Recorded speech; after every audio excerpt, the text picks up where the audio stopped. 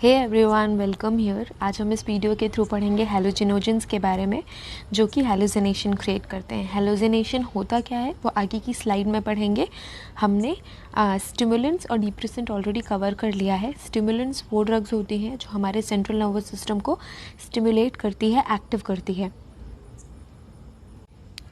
और डिप्रेसेंट वो ड्रग होते हैं जो हमारे सेंट्रल नर्वस सिस्टम को डिप्रेस करती है और सप्रेस करती है। जो हैलोजिनोजेंस हैं ये वो ड्रग्स होती हैं जो हमारे सेंट्रल नर्वस सिस्टम को अल्ट्रेशन क्रिएट करती है, हमारे ब्रेन में अल्ट्रेशन क्रिएट करती है और इमेजिनरी चीज़ों को क्रिएट करती है जो कि उस पर्सन को रियलिटी लगता है। तो आगे बात करते हैं हैलोजिनोजेंस की, ये क्या होते हैं और कौन कौन से ड्रग इस कैटेगरी में आते हैं। तो बात शुरू करते हैं डेफिनेशन से। Hallucinogens are the class of drug that can cause hallucination. तो सिंपल सी चीज़ यहाँ पे समझ आ रही है कि हैलोजिनोजेंस वो सारी ड्रग्स होती हैं जो कि क्रिएट करती है हैलोजिनेशन। अब ये है क्या? या तो ये सेंसेशन है और इमेज क्रिएशन है। इट इज़ अ सेंसेशन और and image that seem real even though they are not. जो सेंसेशन और इमेज का क्रिएशन होता है हेलुसिनेशन में, वो रियलिटी फील होती है, बट रियलिटी में ऐसा कोई कुछ हो नहीं रहा होता है। फॉर एग्जाम्पल, अ रोप में लुक लाइक अ स्नेक। एग्जाम्पल के लिए हम ये ले लेते हैं, बहुत सिंपल सा एग्जाम्पल। जिस पर्सन को हेलुसिनेशन हो रहा है उसको कोई प्लेन रोप भी स्नेक फील हो सकती है और वो उसको रियलिटी मानता है। उनको ऐसा नहीं पता चलता कि उनको हेलुसिनेशंस हो रहे हैं, ये रियलिटी में नहीं है। जो भी सेंसेशन और जो भी इमेज क्रिएशन होता है उस स्टेट ऑफ माइंड में, जो पर्सन है उसको रियलिटी समझता है। They can cause mark alteration in mood में अल्ट्रेशन होता है, एटीट्यूड में अल्ट्रेशन होता है, थॉट प्रोसेस में भी अल्ट्रेशन होता है। ये सारी एक जैसी चीज़ें हैं। फॉर एग्जांपल, जो मूड, एटीट्यूड और थॉट प्रोसेस है सब एक दूसरे से इंटरलिंक्ड है। तो अगर मूड चेंज होगा तो उसके अकॉर्डिंग एटीट्यूड भी चेंज होगा, और एटीट्यूड चेंज होने से थॉट प्रोसेस भी चेंज हो जाएगा, और परसेप्शन भी चेंज होता है। जो सोचने समझने की क्षमता है वो भी बदल जाएगी। अब बदलेगी ऑब्वियसली, क्योंकि हेलुसिनेशन में अगर कोई इमेजिनरी सेंसेशन या इमेज को, सिचुएशन को अगर कोई पर्सन रियलिटी मान रहा है तो परसेप्शन में डिफरेंस तो आएगा ही। परसेप्शन वो होता है जो सोचने समझने में किसी भी पर्सन की हेल्प करता है, तो वो चेंज हो जाता है। And the most controversial drug is marijuana. सबसे ज़्यादा कॉन्ट्रोवर्शियल ड्रग मैरिजुआना है। और तो जो कंट्रोवर्शियल ड्रग है वो मारिजुआना। आगे इसके बारे में पढ़ते हैं। कंट्रोवर्शियल इसलिए है क्योंकि ये हाईली अब्यूजिव और हाईली हेलुसिनोजेंस हेलुसिनेशन क्रिएट करने वाली ड्रग है, और इसका मेडिसिनल यूज़ भी होता है। एंटी कैंसरस ड्रग है, इसको मेडिसिन में भी यूज़ किया जाता है, but as compare to medicinal use इसका अब्यूज़ ज़्यादा होता है, जो कि यंग जनरेशन में देखने को मिलता है। अब बात करते हैं मैरिजुआना की, ये है क्या चीज़। तो ये प्रिपरेशन है, और ये किससे हमको मिलता है? ये है प्लांट का नाम कैनबिस सटाइवा एल। जो ये प्लांट है उससे हम मैरिजुआना लेते हैं, या उससे हम मैरिजुआना एक्सट्रैक्ट करते हैं। अब मैरिजुआना का कंपोजिशन क्या हो सकता है? उसका कंपोजिशन में हमको मिलेगा seed, stem, leaves and flower. FLOWER, ये मैं लिखना भूल गई होंगी शायद, बट फ्लावर्स भी यूज़ होते हैं। तो इसका ऑलमोस्ट जो भी प्लांट का पार्ट है वो यूज़ होता है हेलुसिनेशन क्रिएट करने में, अब्यूज़ करने में। तो जो इसका कंपोजिशन है वो है लीव्स का, फ्लावर का, सीड और स्टेम। तो ये सारी चीज़ें अब्यूज़िव होती हैं और अब्यूज़ की जाती है। The plant secret sticky resin. तो ये स्टिकी रेजिन भी सीक्रेट करता है, जिसका नाम है हशीश। हशीश भी सुना हुआ होगा क्योंकि ये एज अ ड्रग इंडिया में यूज़ होता है। तो ये मैरिजुआना का स्टिकी रेजिन है। मैरिजुआना का स्टिकी रेजिन नहीं कहना चाहिए। जो ये प्लांट है हमारा कैनबिस सटाइवा एल, इसका स्टिकी रेजिन है, जिसको हम एक्सट्रैक्ट करेंगे by soaking the plant in alcohol. Alcohol में सोक करके रखेंगे प्लांट को, तो उससे जो स्टिकी रेजिन हमको मिलेगा उसको हम कहेंगे हशीश। और इसमें chemical constituent as compare to other parts, for example seed and leaves, ज़्यादा होता है इसके केमिकल कॉन्स्टिट्यूएंट का। आगे हम पढ़ेंगे। The most potent form is known as sinsemilla. अब ये है क्या चीज़? जो सबसे ज़्यादा पोटेंट मीन्स सबसे ज़्यादा एक्टिव और इम्पैक्ट क्रिएट करने वाला जो पोर्शन है वो है सेंसेमेलिया, और ये होता है अनफर्टिलाइज फ्लावरिंग टॉप्स। तो जो फ्लावरिंग टॉप्स होते हैं जो अनफर्टिलाइज होते हैं, और ये फीमेल प्लांट के होते हैं, तो इसका जो फ्लावरिंग टॉप है उसको हम बोलेंगे सेंसेमेलिया। और इसमें सबसे ज़्यादा मात्रा में केमिकल कंपोनेंट प्रेजेंट होता है जो कि पोटेंट होता है, मींस मैक्सिमम इफेक्ट क्रिएट करता है ये फ्लावरिंग टॉप्स जो होते हैं जिसका नाम है सिंसेमिलिया। जैसे हमने हशीश नाम दिया था स्टिकी रेजन को, जो इसके अनफर्टिलाइज्ड फ्लावरिंग टॉप्स है उनको हम बोलेंगे सिंसेमिलिया।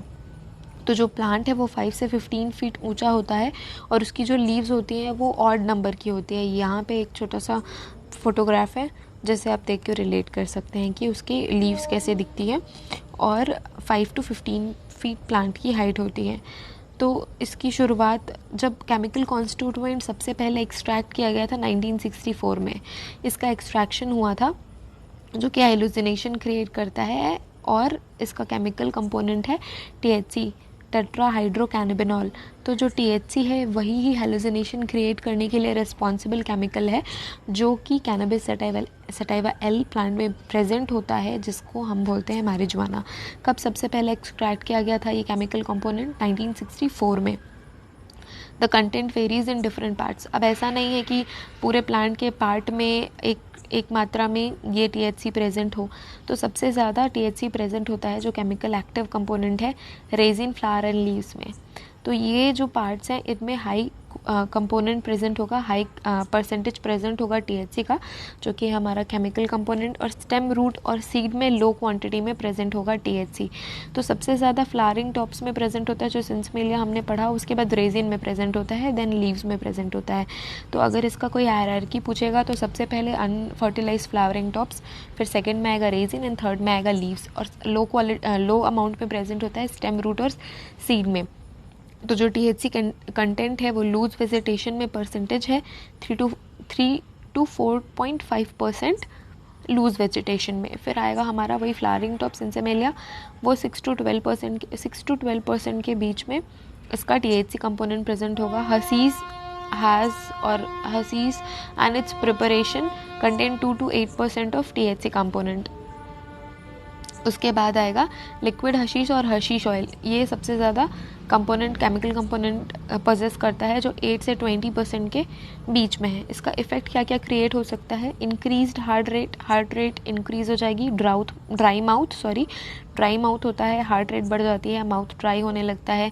इम्पार्ट मोटर स्किल्स, जो मोटर स्किल्स है वो इम्पार्ट हो जाती है, इफेक्ट हो जाती है, सोचने समझने की शक्ति ख़त्म हो जाती है, इमेजिनेशन शुरू हो जाती है। Frequent hunger, increase desire for sweet. Frequent hunger create होता है, स्वीट का डिज़ायर होने लगता है। तो ये सारी चीज़ें आप अगर अब्यूज़ करते हैं तो क्रिएट होती हैं हमारी बॉडी में। It is used as a anti cancer and muscle relaxant. तो इसका मेडिसिनल पर्पस ये है कि anti cancer, as a anti cancer drug use होती है, और मसल रिलैक्सेंट होती है, मसल को रिलैक्स करने का काम करती है, और एंटी कैंसरस प्रॉपर्टी इसमें प्रेजेंट होती है। इसके अलावा जो और हेलुसिनोजेंस ड्रग्स हैं वो है LSD, जिसका फुल फॉर्म है लाइसर्जिक एसिड डाइएथाइलामाइड। फिर आएगा PCP जो कि है फिनाइल साइक्लिडीन। फिर आएगा MDMA जिसको एस्किस्टसी या मॉली के नाम से जो अब्यूज़र्स हैं वो जानते हैं। MDMA का फुल फॉर्म है मिथाइलिन डाईऑक्सी मेथाम्फेटामाइन। तो मेथाम्फेटामाइन हमने पढ़ा था, एम्फेटामाइन का डेरिवेटिव है जो कि स्टिमुलेंट है। एज अ स्टिमुलेंट हम स्टिमुलेंट की कैटेगरी में रखते हैं क्योंकि वो सेंट्रल नर्वस सिस्टम को स्टिमुलेट करता है। बट जब एम्फेटामाइन का जो डेरिवेटिव है वो और अदर केमिकल्स के साथ जब सब्सटीट्यूट हो जाता है तो वो हेलुसिनेशन क्रिएट करता है। For example methylene deoxy methamphetamine है, वो हेलुसिनेशन की कैटेगरी में है, जो कि सेंट्रल नर्वस सिस्टम को स्टिमुलेट करके हेलुसिनेशंस क्रिएट करते हैं। तो ये अब्यूज़र्स के बीच काफ़ी फेमस है, जिसको मॉली या एस्किस्टसी कहते हैं। उसके साथ हम पढ़ लेते हैं थोड़ा LSD के बारे में। जो लाइसर्जिक एसिड डाइएथाइलामाइड है वो डेराइव किया जाता है एर्गोट से। अब एर्गोट क्या है? ये एक टाइप का फंगस है, जो फंगस से हमको एर्गोट मिलता है। अब हम एर्गोट से फिर डेराइव करते हैं LSD को। सबसे पहला पार्ट है फंगस, वो फंगस का कैटेगरी एर्गोट होना चाहिए, तो उस एर्गोट से फिर LSD हम डेराइव कर सकते हैं या एक्सट्रैक्ट कर सकते हैं। Its first hallucination effect is described by Swiss chemist Albert Hofmann. तो सबसे पहले इसकी जानकारी हुई अल्बर्ट हॉफमैन को, जो कि स्विस केमिस्ट थे। उन्होंने सबसे पहले पता लगाया कि ये जो ड्रग है LSD वो हेलुसिनेशन क्रिएट करती है, हेलुजिनोजन कैटेगरी की ड्रग है। तो इन्होंने कब पता लगाया? 1943 में। LSD के इफ़ेक्ट के बारे में उन्होंने जाना। और कैसे जाना? He accidentally ingested some material in lab. उनकी जो लैब थी, उन्होंने एक्सीडेंटली कुछ LSD इंजेस्ट कर लिया, खा लिया, या जैसे भी उनका इंजेक्शन किया होगा, गलती से बाय मिस्टेक ऐसा हो गया। तो तब उनको जब हेलुसिनेशंस होने लगे, तब उन्होंने ये चीज़ पता लगाई कि ये जो LSD है वो हेलोजिनोजन कैटेगरी की ड्रग है। और ये इतनी ज़्यादा पोटेंट है कि 25 माइक्रोग्राम्स, हम यहाँ पे मिलीग्राम्स की बात भी नहीं कर रहे हैं, mg की बात नहीं कर रहे हैं, यहाँ पे mg से भी जो छोटा मेजर है माइक्रोग्राम, तो जो ड्रग है वो 25 माइक्रोग्राम्स में भी इतना पोटेंट होता है कि वो विजुअल्स हेलुसिनेशन क्रिएट करने के लिए कैपेबल होता है। और ये 12 आवर्स तक लास्ट कर सकता है। जो 25 माइक्रोग्राम का थोड़ा सा अमाउंट है LSD का, वो इतना ज़्यादा हाईली पोटेंट होता है कि विजुअल हेलुसिनेशन क्रिएट करने के लिए वो कैपेबल होता है। और 12 आवर्स इसका हेलुसिनेशन वाला इफ़ेक्ट चल सकता है, जो कि बहुत लंबा टाइम है। उसके बाद बात करेंगे PCP की, फिनाइल साइक्लिडिन। तो जो ये है, इसका सिंथेसिस सिंपल केमिकल प्रोसेस से हो सकता है। PCP जो है वो कंबाइन कर सकते हैं उसको LSD और एम्फेटामाइन। कंबाइन कर सकते हैं नहीं, जब PCP को LSD और एम्फेटामाइन के साथ कंबाइन करके पाउडर फॉर्म में, कैप्सूल फॉर्म में या टैबलेट फॉर्म में बेचते हैं, तो उसको जो अब्यूज़र्स हैं और जो ड्रग पैडलर्स हैं वो बोलते हैं एंजल डस्ट। तो जब ये तीनों का कंपोजिशन होगा, ये इंग्रेडिएंट है PCP, LSD और एम्फेटामाइन। तो एम्फेटामाइन है स्टिमुलेंट, LSD है हेलुसिनोजेंस और PCP भी है हेलुसिनेशन। तो जब इतनी सारी हाई क्वालिटी की पोटेंट जब ड्रग्स लोगों को कंबाइन कर देंगे हम, तो आप इमेजिन कर सकते हो कि उसका इफ़ेक्ट कितना ज़्यादा हाई होगा। पर जब PCP, LSD और एम्फेटामाइन को कंबाइन करके कौन कौन से फॉर्म में भी मिल सकता है, ये पाउडर फॉर्म में, कैप्सूल और टैबलेट्स, सारे फॉर्म में अवेलेबल है। और इसको एंजल डस्ट के नाम से भी अब्यूज़र्स यूज़ करते हैं, उनको एंजल डस्ट के नाम से भी ड्रेस करते हैं। The drug is smoked, ingested and sniffed. तीनों तरीक़ों से इसको अब्यूज़ किया जा सकता है। इस ड्रग को स्मोक भी कर सकते हैं, इंजेस्ट भी कर सकते हैं, और स्निफिंग के थ्रू भी इसका अब्यूज़ करते हैं abusers. The oral intake is moderate dose 6 to 1 मिलीग्राम्स। तो जो मॉडरेट डोज है PCP का, जो PCP फिनाइल साइक्लिडिन है, उसका मॉडरेट डोज है 6 to 1 मिलीग्राम। 6 to 1 मिलीग्राम इतना कैपेबल होता है कि आपको हेलुसिनेशन क्रिएट कर दे। ये मॉडरेट डोज होता है, लो भी नहीं होता, हाई भी नहीं होता, बीच बीच का होता है, मॉडरेट टाइप का डोज है 6 to 1 milligram. At first they feel strength and good, but after that depression, isolation and audio visual hallucination, बहुत बुरी कंडीशन हो जाती है। शुरुआत में तो अच्छा लगता है, स्ट्रेंथ फील होती है, गुड, अच्छा फील होता है, बेटर फील होता है। फिर उसके बाद जब इसका रियल इफेक्ट स्टार्ट होता है, तो पर्सन को डिप्रेशन फील होता है, आइसोलेशन फील होता है, ऑडियो और विजुअल हेलुसिनेशन होने लगते हैं। ऑडियो और विजुअल हेलुसिनेशन मीन्स सुनाई भी कुछ देता है और दिखाई भी देता है, जो कि रियलिटी में नहीं है। कितनी ज़्यादा बुरी चीज़ है ये, आप इमेजिन कर सकते हैं। ऑडियो विजुअल हेलुसिनेशन होना is worse condition in my perspective. और उसके बाद पैरानोया भी हो सकता है। पैरानोया भी वैसी कंडीशन है जब किसी पर्सन का उसकी जो ब्रेन पे कंट्रोल लूज़ हो जाता है, और उनको जो चीज़ें नहीं है वो भी फील होने लगती है, दिखने लगती है, और वो उसको ही सच मानने लगते हैं। तो थोड़ा पागलपन जैसा जब सेंसेशन क्रिएट हो जाता है, तब हम उसको बोलेंगे पैरानोया। तो बहुत डेंजरस ड्रग है PCP। उसके बाद थोड़ा सा डिस्कशन कर लेते हैं क्लब ड्रग्स की। तो जो क्लब ड्रग्स हैं वो सारी ड्रग्स होती हैं, सिंथेटिक ड्रग्स होती है, जो कि यूज़ की जाती है नाइट क्लब्स में और रेव पार्टीज़ में। मींस जो रात भर पार्टीज़ चलती हैं बड़े बड़े शहरों में, तो वहाँ पे जो ड्रग्स यूज़ करते हैं, आप मूवीज़ में देखते होंगे कि कोई पार्टी चल रही है और वहाँ पे अचानक से पुलिस आ जाती है, क्योंकि ये इलीगल है, ड्रग अब्यूज़ करना इलीगल है। और ऐसी जगहों पे, नाइट क्लब्स पे, ये स्टिमुलेंट टाइप की ड्रग्स, स्टिमुलेंट और हेलुसिनेशन, ये दो मेन कैटेगरी की जो ड्रग्स हैं वो यूज़ की जाती हैं। अगर ड्रग के नाम पे बात करें, 3% है अल्कोहल भी यूज़ होती है, बट मेजरली क्लब ड्रग्स में आएंगी स्टिमुलेंट्स और हेलुसिनोशंस। तो ये सिंथेटिक टाइप की होती है। तो साथ में ही डिस्कशन कर लेते हैं दोनों को, क्लब ड्रग्स हेलुसिनोशन वाले कैटेगरी में ही। तो MDMA जो है हेलुसिनेशन है, GHB जो है गामा हाइड्रोक्सी ब्यूटेरिक एसिड, ये भी हेलुसिनोशन है। जो ये रूफीस है, रोहिप्नॉल, ये है बार्बिचुरेट्स कैटेगरी, बार्बिचुरेट्स में है, जो कि स्टिमुलेंट होती है, बट क्लब ड्रग्स में मैक्सिमम टाइम यूज़ होती है। और जो ड्रग फैसिलिटेड सेक्सुअल अब्यूज़ हैं, उनमें ये सारी चीज़ें यूज़ की जाती हैं। तो आगे देखते हैं इन सब के बारे में थोड़ा थोड़ा जो इम्पॉर्टेंट है। तो GHB और रोहिप्नॉल जो है, GHB है हेलुसिनोजेंस, रोहिप्नॉल है स्टिमुलेंट, जो कि है कैटेगरी बार्बिचुरेट्स की। तो ये दोनों क्या करते हैं, CNS को डिप्रेस करते हैं। ये हेलुसिनोशन क्रिएट करेंगे, स्टिमुलेशन क्रिएट करेंगे, बट CNS को डिप्रेस भी करते हैं क्योंकि उस पर बुरा असर होता है। They also related with the drugs facilitated sexual abuse. हमने अभी ऑलरेडी बात की कि उन चीज़ों में भी ये सारी ड्रग्स का यूज़ की जाती है। जो GHB है, GHB का फुल फॉर्म है गामा हाइड्रोक्सी ब्यूटेरिक एसिड। तो GHB है वो ऑलरेडी बॉडी में हमारे कुछ अमाउंट में प्रेजेंट होता है क्योंकि ये नेचुरली ऑकरिंग न्यूरोट्रांसमीटर है। न्यूरोट्रांसमीटर वो सारे ट्रांसमीटर्स होते हैं जो हमारे न्यूरॉन्स की जो इन्फॉर्मेशन है वो एक न्यूरॉन से दूसरे न्यूरॉन ट्रांसफ़र करते हैं, उस चीज़ को फैसिलिटेट करते हैं। तो ये न्यूरोट्रांसमीटर है, और जो GHB है वो न्यूरोट्रांसमीटर होने के साथ साथ जब उसको एक्सटर्नली हम इंजेस्ट करेंगे तो वो हेलुसिनेशन क्रिएट करने का काम करेगा। They create dizziness, sedation and headache, nausea, ये सारी चीज़ें ये क्रिएट करने के लिए कैपेबल होते हैं Rohypnol and GHB। Rohypnol cause muscle relaxation, loss of consciousness. Muscle relaxation create करता है, कॉन्शियसनेस लॉस हो जाती है, जो हमारा कॉन्शियसनेस है उसका लॉस हो जाता है, इनएबिलिटी टू रिमेंबर। और ये मेजर चीज़ है इसमें। इसके इंजेक्शन के बाद अनकॉन्शियस होने के बाद की जो चीज़ें हैं या उसके बाद का जो भी ऑकरिंग चीज़ होगी वो उस पर्सन को बिल्कुल भी याद नहीं होता। इनेबिलिटी टू रिमेंबर, याद करने की कोशिश करने से भी याद नहीं रहता है। They are colourless, odourless and tasteless. इन प्रॉपर्टीज़ की वजह से ही इनको सेक्सुअल अब्यूज़ में यूज़ करते हैं, क्योंकि कलरलेस होते हैं, ओडरलेस होते हैं और टेस्टलेस होते हैं।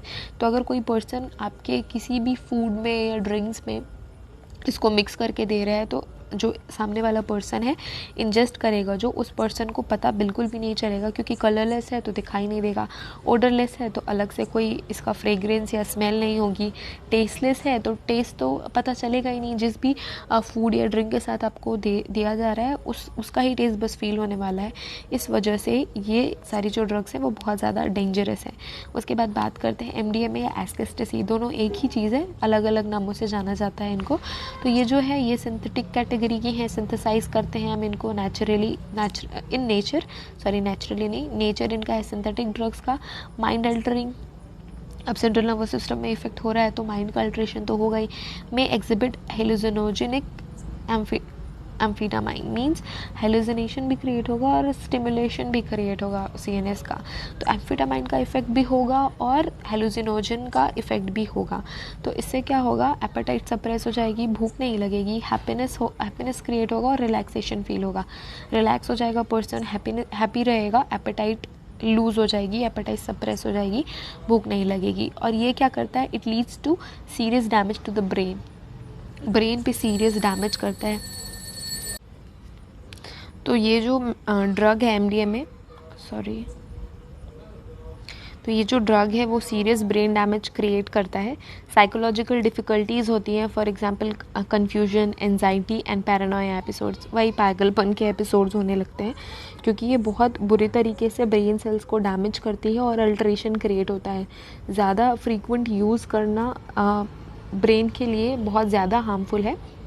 ये कंटिन्यूस होने लगता है, फिर Paranoia effect, confusion, anxiety, depression, ये सारी चीज़ें बहुत कॉमन हो जाती है। फिर लास्ट में बात करते हैं केटामाइन की। ये वो ड्रग है जो कि जानवरों के लिए एनेस्थीसिया का यूज़ करते हैं, वेटनरी मेडिसिन है, क्योंकि वेटनरी मीन्स जानवरों के लिए ये एनिमल एनेस्थेटिक्स है, मीन्स अगर उनका ऑपरेशन करना है तो उनको बेहोश करने के लिए यूज़ किया जाता है। But it cause euphoria, visual hallucination का तो हमको पता है कि वो सारी चीज़ें दिखने लगती हैं जो रियलिटी में है नहीं। यूफोरिया वो मेंटल स्टेट है जिसमें हर कुछ हैप्पी लगता है।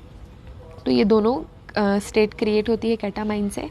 ये क्या करता है, मोटर जो फंक्शन है उसमें अल्ट्रेशन होता है, कंपेयर्ड नहीं, इम्पेयर्ड मोटर फंक्शन, इम्पेयर्ड, उसको प्लीज़ करेक्ट कर लेना, मेरा हैंड राइटिंग अच्छा नहीं है तो I am not doing that. तो इम्पेयर्ड मोटर फंक्शन, जो हमारे मोटर फंक्शंस हैं वो बदल जाते हैं, सोचने समझने की शक्ति ख़त्म हो जाती है, BP हाई हो जाता है और रेस्पिरेटरी डिप्रेशन होता है। रेस्पिरेटरी जो हमारा सिस्टम है, लंग्स वाला जो सिस्टम है उसका डिप्रेशन होता है। People often abuse it with the methamphetamine, जो एम्फेटामाइन का एक डेरिवेटिव है। तो मेथाम्फेटामाइन और केटामाइन को साथ में अब्यूज़र्स अब्यूज़ करते हैं to create a higher effect. तो ये सारी चीज़ें हेलुसिनोशन, ये सारी ड्रग की जो कैटेगरी है वो है हेलुसिनोशंस। तो ये एट सम पॉइंट स्टिमुलेंट्स भी हैं और हेलुसिनोशंस भी हैं। स्टिमुलेंट इस वजह से है क्योंकि हेलुसिनेशन क्रिएट करने के लिए ब्रेन को स्टिमुलेट या एक्टिव करने की ज़रूरत होती है, तभी ऑडियो विजुअल या ऑडियो हेलुसिनेशन या वीडियो इमेज वाला हेलुसिनेशन क्रिएट होता है।